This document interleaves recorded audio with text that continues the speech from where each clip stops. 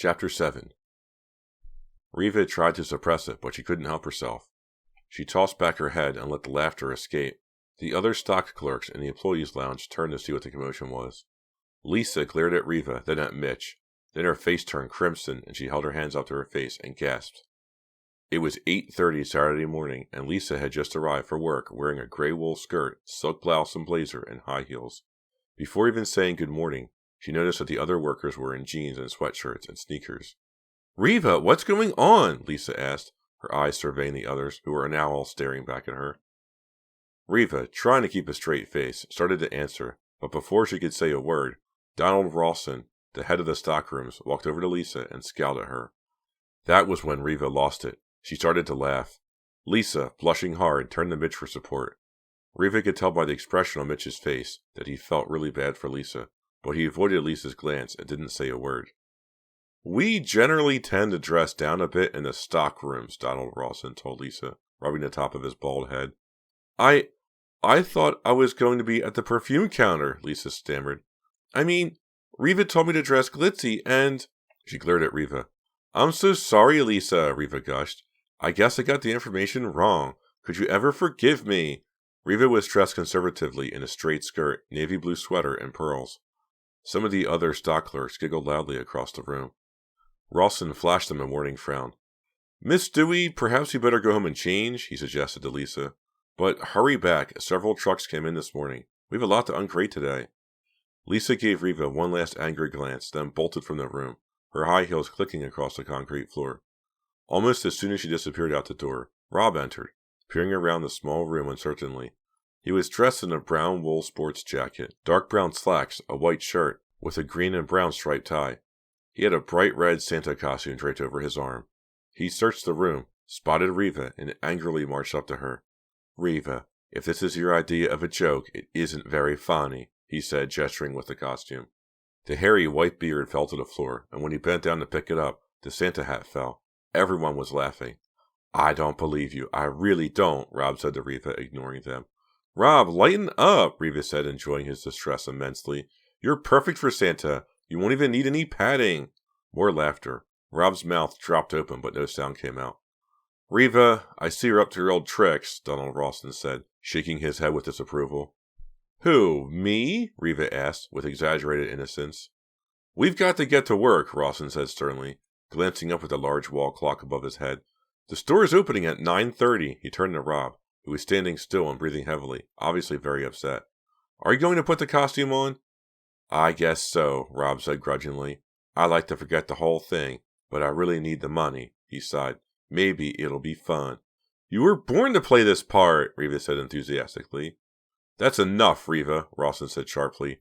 "Isn't it time for you to get to the cosmetics counter?" "You're a salesperson?" Mitch asked, surprised, the first words he'd said all morning. Riva nodded with a smile. "Daddy wanted me to start at the bottom, but I refused." "Riva, please," Rawson snapped. "I have to give the new workers their assignments." He raised a clipboard he'd been holding at his side. "Before I go upstairs, I just wanted to speak to you for a moment," Riva said, grabbing Rawson's arm and pulling him aside. She held onto the clipboard and studied it for a moment.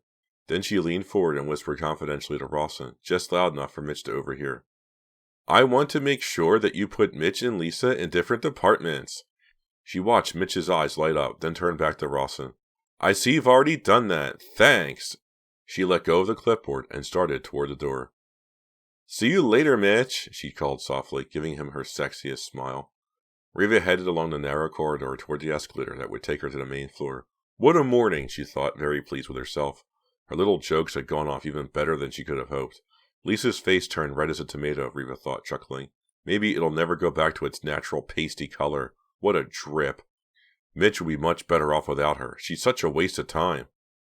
The little surprise she had cooked up for Rob had gone really well, too. She had to laugh. There he was, ready to begin a management career, but the only thing he was going to manage was a line of drooling kids from a chair in Santa Land. She probably shouldn't have played those jokes, Riva thought, but why not? Why not get a few laughs? Besides, Mitch, Rob, and Lisa were all lucky to have jobs.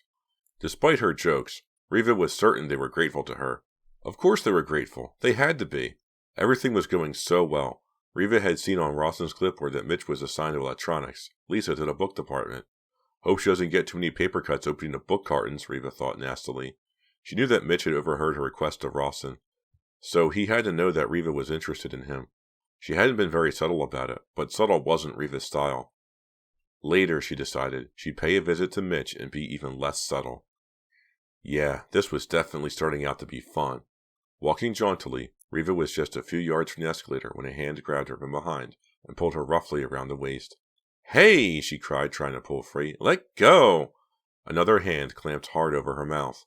Despite her struggles, she found herself being dragged into a darkened supply room. Chapter 8. Riva's heart thudded in her chest. Her eyes struggled to adjust to the sudden darkness. She couldn't break away. She couldn't scream. Then, to her surprise, the hands that had pulled her into the empty room loosened and let her go. Riva spun around, anger overcoming her fear. "Hank!" she cried. "What are you doing here?" He laughed that familiar high-pitched laugh. His dark eyes glowed in the dim light of the supply room, his expression mirthful, amused. "Did I give you a little scare?" She stared back at him, unwilling to let him know just how much he had terrified her. "Just paying you back for Saturday night," he said, still grinning, his face close to hers. "What do you want?" she snapped, edging back toward the open door. "Did you come here just to pull that dumb joke?" His smile broadened. "I work here," he said. Riva's mouth dropped open in surprise. "Huh?" "You heard me. I work here, starting this morning." She took another step toward the door. "You got a job here? Someone hired you?" His smile faded. His eyes burned into hers. "I didn't need you to get a job. I did it on my own." She uttered a scornful laugh, twisting her face into a sneer. "So, where's your broom, or did they only issue you a dustpan?" He didn't react to her sarcasm. "I'm working in the security department," he said quietly. "An assistant. I watch the security monitors." Riva shook her head scornfully. "Perfect job for you, Hank. Watching 12 boob tubes all day long and getting paid for it." He jammed his large hands into his jeans pockets. Her remark had gotten to him. "Hey, you know I'm into electronics," he said, sounding defensive. "Who fixed your VCR last week?" "Who fixed your brain?" Riva cracked. "You're just following me around, Hank. That's the only reason you got a job here. You can't believe that I broke up with you, but I did." Her voice hardened. Her eyes grew cold.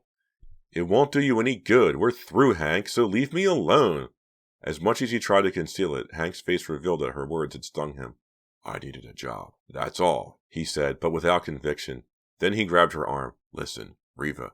"Let go!" "I didn't do anything to you," he said heatedly. "You have no reason to give me a hard time." "Let go! You're hurting me!" she cried. He let go of her arm, but didn't back away. He's so big, Riva thought, so powerful, so strong. If he really wanted to hurt me, he could do it easily. "I'll be watching you, Riva," he said with sudden menace. "What?" "I'll have 12 monitors. I'll be watching every move you make." Even in the darkness of the empty supply room, Riva could see his anger. As she backed away from Hank into the corridor, his words echoed in her mind, and she felt a chill, a cold tingling down her spine, a chill of real fear. "Clay, what's with the knife?" Pam asked. He shrugged. "Just playing." He continued opening and closing the blade. He always has to be fiddling with something, Pam thought, watching his hands. He could never just sit still. "Hey man, that's not a Boy Scout knife," Mickey said, scratching his head. "Where'd you get it?" "Found it," Clay said, an odd smile forming on his lips. They were sitting in Mickey's small, box-like living room. Pam slouched low in the worn cushions of the threadbare couch. Clay in a wooden chair across from her. Mickey on the floor, his back against the couch, his legs stretched out straight in front of him, 2 unwrapped candy bars in his lap. Across the room the TV was on, a rerun of some police show. No one paid any attention to it. The wind howled outside the narrow living room window, rattling the glass. The sound of a pop-top being pulled could be heard from the kitchen, just beyond the living room. They could hear Mr. Wakely shift in his chair at the kitchen table. He'd been sitting there since Pam had arrived, finishing off 2 six-packs of beer. She heard him get up once to go to the refrigerator and pull out another 6-pack. "He's been drinking nonstop ever since he lost his job," Mickey confided, lowering his voice to a whisper. "He's heartbroken. I can't even talk to him about it." "Has he tried to find another job?" Pam whispered. Mickey shook his head. "He hasn't left the house, except to buy beer." "Some Christmas this is going to be," Clay said glumly, slapping his palm with the side of the knife blade. "Where's Foxy?" Mickey asked, tearing open one of the chocolate bars and taking a big bite. "He had to work late tonight and then go someplace with his parents," she replied, her fingers playing with a ripped bit of fabric in the arm of the couch. "You know he got a job?" "Huh? Where?" Mickey asked, chewing. Pam rolled her eyes. At Dalby's? Do you believe it? Clay snickered bitterly. Foxy got a job at your uncle's store, and you couldn't. Pam's expression darkened. She could feel the anger building inside of her, like a volcano ready to explode. I have my cousin Riva to thank, she said through gritted teeth. She's a cold wind, Clay said. Twirling the knife in his hands, he smiled, pleased at his poetic description. She's a liar. That's what she is, Pam said heatedly, surprised at the force of her own emotion. Someday, I'm going to tell her what I think of her. Why not do it right now, Mickey suggested, gesturing toward the phone on the low table beside the couch. Pam considered it briefly, then shook her head. It's not worth it. First thing you know, Uncle Robert will be calling my dad, and it would start a big family fight. So what? Clay asked, staring at her with his hard steel gray eyes. So, I don't want to wreck my parents' Christmas too, Pam told him, still playing with the frayed couch fabric. I don't want to start a world war. I'd just like to get back at Revis somehow. From the kitchen, they could hear the top being popped off yet another beer can. I hate your uncle too, Mickey said angrily. Look what he did to my dad, a month before Christmas. Clay burst out humming a loud, off-key version of Deck the Halls, twirling a knife as he sang. He stopped abruptly and jumped to his feet, the diamond-like stud in his ear catching the light from the floor lamp. Can you guys keep a secret? Pam gazed up at him. She'd only seen that gleeful expression on his face once before, when he ditched the police cruiser. Yeah, sure, Mickey said, pulling himself up straight. No, I mean it. Really, Clay said, starting to pace back and forth across the small room. Mickey pulled himself up beside Pam on the couch. They both followed Clay with their eyes, wondering what had gotten him so worked up. What's your secret? Pam asked. Come on, man, you know you can trust us, Mickey added. Clay stopped pacing and leaned against the windowsill, staring out into the darkness. I've been working on a little plan, he said quietly. So quietly they had to struggle to hear him. They waited for Clay to continue, but instead he walked over to the TV and turned up the sound. Then, glancing toward the kitchen, he pulled the wooden chair over to the couch and straddled it right in front of Pam and Mickey. Hugging the chair back, he began to speak in a low, excited voice, glancing toward the kitchen every few seconds, obviously determined that Mr. Wiggly wouldn't hear what he was saying. I have this plan, he repeated. I know it'll work. It's a way we can have a good Christmas. I mean, get presents and stuff. He glanced nervously toward the kitchen, then turned his eyes on Pam. And it's a way you can get back at your cousin. Huh? Pam stared at him, confused. Clay, what are you talking about? I've already worked it out with the night security guard at Dalby's, Clay whispered excitedly, leaning close to Pam and Mickey. I'm going to rob the store. Chapter 9. Maybe you two would like to come along, Clay asked. Mickey laughed and playfully slapped Clay's shoulder. You're kidding, right? But Pam knew immediately that Clay was serious. Clay, she knew, didn't really have a sense of humor. He didn't kid around or say things to get a reaction from people. Clay meant what he was saying. The intensity on Clay's face quickly convinced Mickey that Clay really was planning to rob Dalby's. And now Clay continued to stare expectantly at both of them, as if awaiting an answer. Hey, Clay, come on, Pam exclaimed. I can't rob my own uncle's store. Clay's eyes filled with alarm, and he stood up to clamp a hand over Pam's mouth. He peered toward the kitchen, listening for any sign that would indicate Mr. Wiggly had heard. Then, slowly, he pulled his hand away from Pam's face. Sorry, she whispered. I forgot. Don't sweat my dad, man, Mickey assured Clay. He's so out of it, he doesn't know what's going on. Let's just keep it down anyway, Clay said sharply. He sat back on the chair, his long arms dangling over the chair back, his legs straddling the seat. Listen, Pam, it won't be like an actual robbery, he explained. He opened his knife and began tapping the blade against his open palm again. It'll be sort of like Robin Hood, know what I mean? We'll take some stuff from the rich and give it to the poor for Christmas, namely us. Mickey giggled again, nervous laughter. I don't believe you, man. Well, believe it, Clay said seriously, tapping the knife blade harder against his hand. I can think of easier ways to get back at Riva, Pam said, this time remembering to whisper. Yeah, Mickey said, scratching his jaw nervously. Robbing a big department store could be dangerous, you know? The wind picked up, rattling the window hard. Clay whipped his head around, as if expecting to see someone standing behind him. Seeing no one, he turned back to his friends, his expression still hard and serious. It's not going to be dangerous at all, Clay said in a flat, expressionless tone. It's not even going to be a real robbery. What are you talking about? Pam asked. A chair scraped across the floor in the kitchen. Mr. Wiggly let out a groan. Clay raised his hand, signaling the others to be quiet. A few seconds later, they heard quiet snores from the other room. Mickey's dad had fallen asleep. I know John Maywood, Clay said, relaxing a little as the rhythmic sound of the snoring continued to float into the room. He's the night security guard. He's an old friend of my dad's. Your dad must know him too, Mickey. Yeah, sure, I know who John Maywood is, Mickey said, shifting uncomfortably on the couch. Well, Maywood is real sore that your dad got fired, Clay told Mickey. When I told him I had this idea about robbing the store, Maywood just laughed. He thought it was an excellent idea. He hates the Dalbys. He said right away that he'd help me. Help you? How? Mickey asked. Pam sat staring at Clay in silence, wondering how far Clay really would go with this, wondering how far he'd already gone. Maywood said he'd open a back door and let me in. Then he said he'd let me take whatever I wanted, no problem. He'll even stand guard for me. Wow! Mickey exclaimed, twisting the candy bar wrapper in his hand. His expression became thoughtful as he considered everything Clay had said. Won't Maywood lose his job? Pam asked. Won't the police know right away that he let you in? Not if I make it look like a real robbery, Clay replied excitedly. You mean?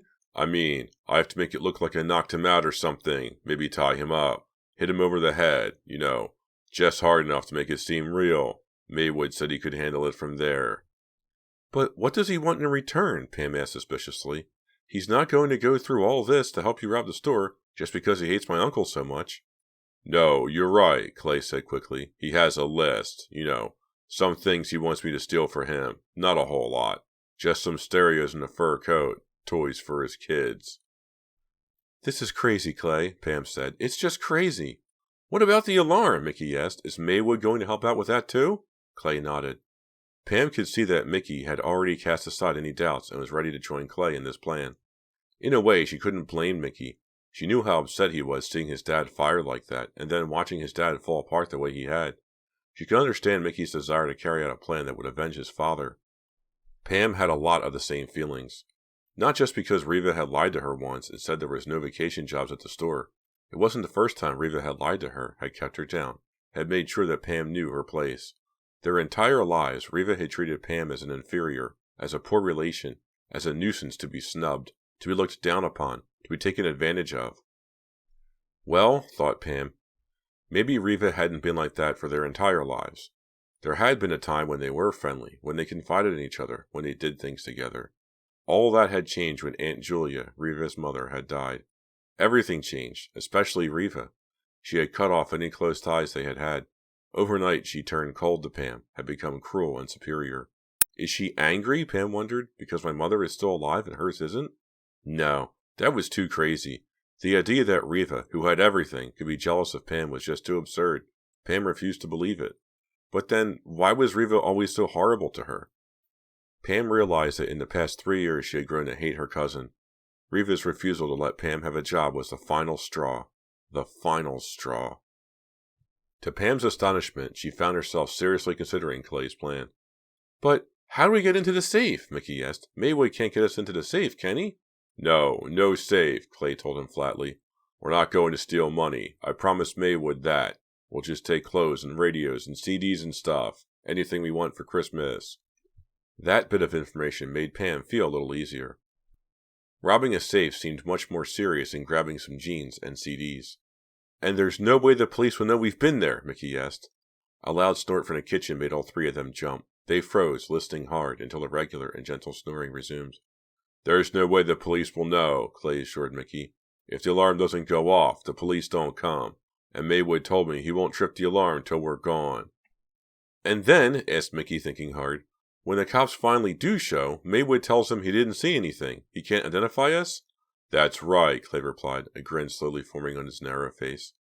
Pam saw that Mickey was grinning too. Neat, he exclaimed. He turned to Pam. It's an excellent plan, isn't it? Pam shook her head. I don't know, she said softly. Come on, Pam, Mickey urged. There's no danger, really, Clay told her.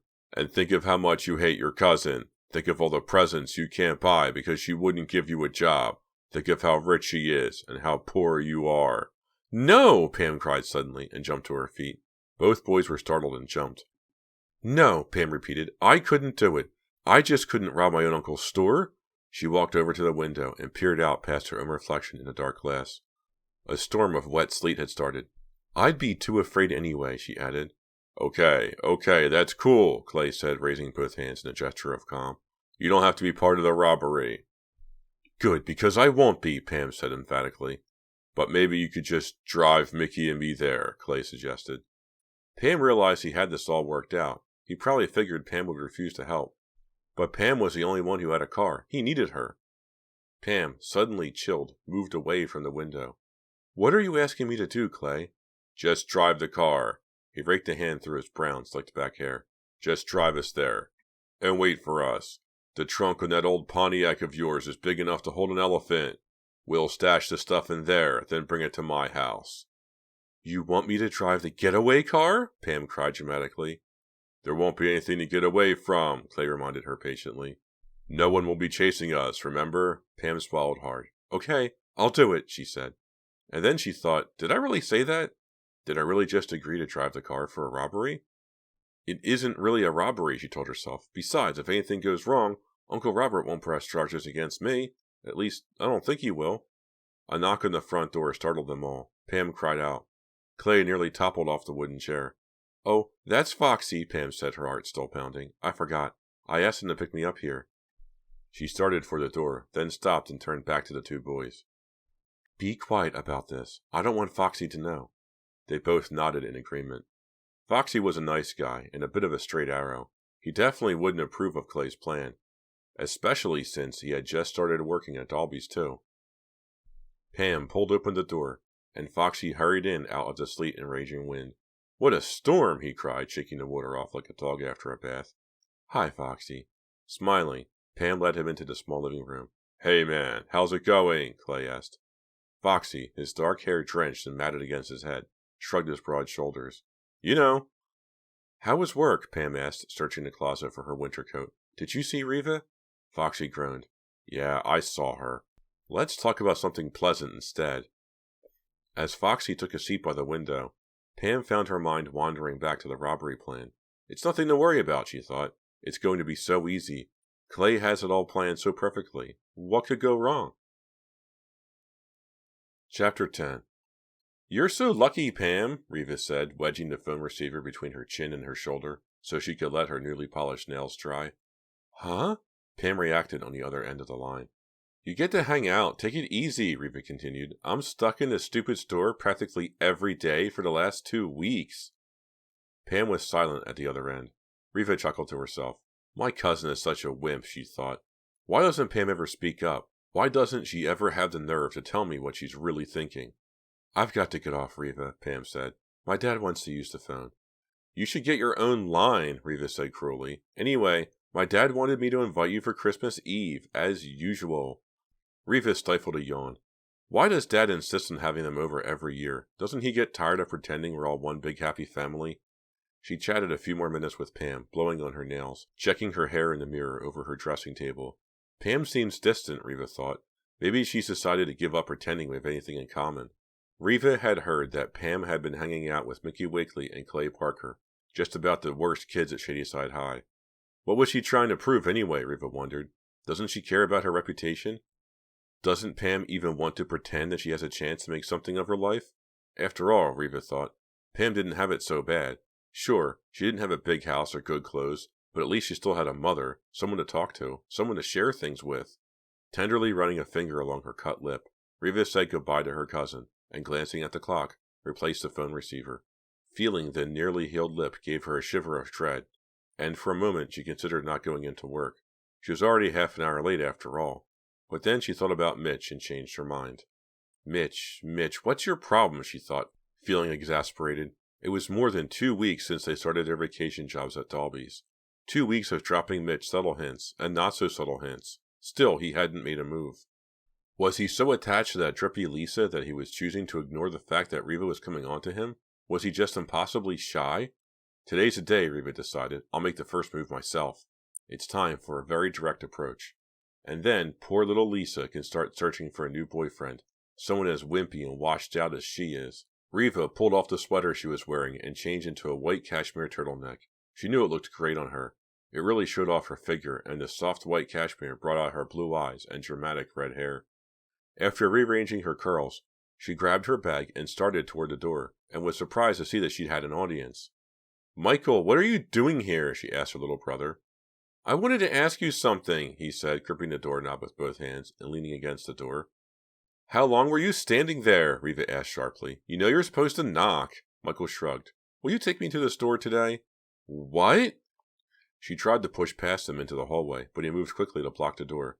"Take me to the store, please." "Why, Michael?" "To see Santa Claus." Riva suddenly remembered that she had promised to take him to see Santa. It had completely slipped her mind. She glanced down at him. She could never get over the fact that he looked so much like her. "I can't today," she said softly, reaching out and affectionately playing with his curly red hair. "I'm late for work." "Will you get fired?" he asked seriously. Riva laughed. "No, I don't think Daddy will let them fire me," she told him. "So why can't I come see Santa?" he insisted, still blocking the doorway. "I'll take you, Michael," Riva assured him, "but not today." "When?" "Soon." "When is soon?" "Soon." She took his arm and pulled it aside so she could get by him. Then she hurried down to the front closet to get her coat. "Poor kid," she thought. "He misses having a mom more than I do. I think he's really lonely." Pulling on her coat, she vowed to spend more time with him. Then she stepped outside into a sunny but cold morning. The sudden cold made her sore lip throb. "It had to be Hank who did this to me," she thought angrily. "Who else could it have been? Such a vicious trick." Starting up the Volvo, she forced it out of her mind. She wanted to concentrate on Mitch. "This is your day, Mitch," she said aloud, turning the car around in a circle at the end of the drive and heading down to the street. He was so good-looking, with those adorable dimples on both cheeks when he smiled, and that scratchy, hoarse little boy voice. She liked his taste in clothes, too. Polo shirts, cuffed chinos, preppy without being too showy.